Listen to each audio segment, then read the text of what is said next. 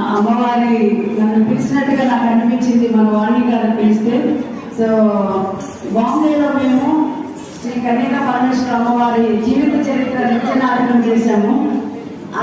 ఇదే తారీఖులో పోయిన సంవత్సరం బాంబేలో చేశాము. అనుకోకుండా మరి ఈరోజు అమ్మ మమ్మల్ని అనిపించింది. నాకు చాలా సంతోషమైంది మీ సమక్షంలో మా పిల్లలు ప్రదర్శించడం.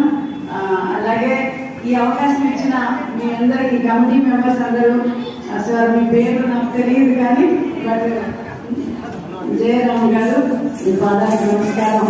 కమిటీ మెంబర్స్ అందరూ, secretary, general secretary, vice president, everybody, thank you so much everybody.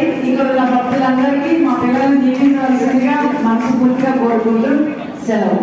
వాణి గారికి స్పెషల్లీ థ్యాంక్స్.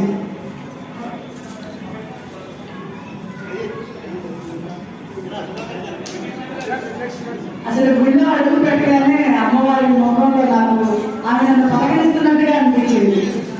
నవ్వు ముఖం, అమ్మ ఎక్కడో బాంబేలో ఉన్న నన్ను ఆమె తెలిసి జీవిస్తున్నట్టుగా అనిపించింది. సో ఈరోజు చాలా మంచి రోజుగా శుభదినంగా భావిస్తూ మా పిల్లల్ని ఇలాగే మీరంతా జీవించాలని మనస్ఫూర్తి కోరుకున్నాను. అలాగే ఎప్పుడైనా అవకాశం ఉంది సార్, కన్యకా పరమేశ్వర అమ్మవారి చరిత్ర ఇక్కడ ప్రదర్శించేలాగా, కన్యకా పరమేశ్వర అమ్మవారి చరిత్ర ఇక్కడ ఎప్పుడైనా ప్రదర్శించే శక్తి అమ్మవారి వాళ్ళని మనస్ఫూర్తి కోరుకుంటున్నాను. Thank you.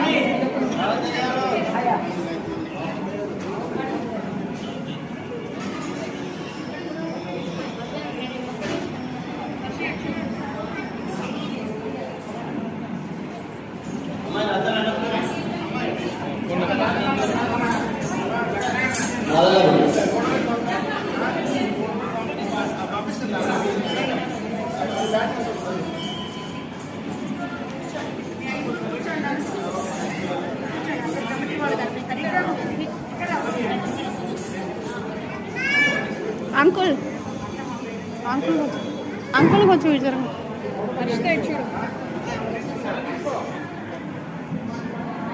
రాధగారికి సత్కారం చేస్తున్నారు మన టెంపుల్ కమిటీ చైర్మన్ గారు.